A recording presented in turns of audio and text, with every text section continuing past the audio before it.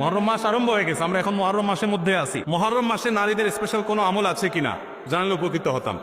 মুহররম মাসে পুরুষদের জন্য যে আমলগুলো আছে, আমাদের মা বোনদের জন্য একই আমল আছে, মা বোনদের জন্য আলাদা কোনো আমল নাই। মুহররম মাসের সবচেয়ে গুরুত্বপূর্ণ আমল হলো বেশি বেশি রোজা রাখা। বেশি বেশি কি রাখা? রোজা রাখা। নবী করিম সাল্লাল্লাহু আলাইহি সাল্লাম বলেছেন, আফদালুস সিয়ামি বা'দা রমাদান শাহরুল্লাহিল মুহররম।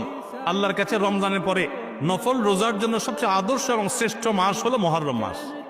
এই জন্য ভাই মুহররম মাসে বেশি বেশি নফল রোজা রাখার চেষ্টা করতে হবে।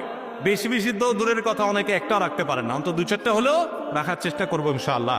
মুহররম মাস কিন্তু শুরু হয়ে গেছে, মুহররম মাস আরম্ভ হয়ে গেছে, আমরা এখন মুহররম মাসের মধ্যে আছি।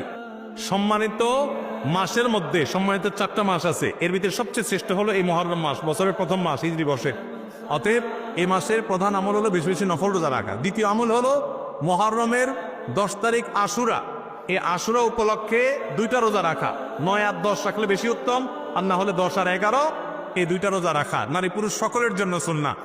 নারীরা যদি মাসিক অবস্থা না থাকেন তারা রাখবেন না, মাসিক অবস্থা না থাকলে তারা রাখবেন না। তাদের নিয়ত থাকলে আল্লাহ তাআলা তাদেরকে এমনিতেই সওয়াব দিবেন ইনশাআল্লাহ। তাহলে মুহররম মাসে আমল হলো বেশি রোজা রাখা, বিশেষ করে আশুরা রোজা রাখা। এর বাইরে মুহররম উপলক্ষে স্পেশাল কোনো আমল নাই যে এই মাসের জন্য আলাদা করে এটা করণীয় আছে।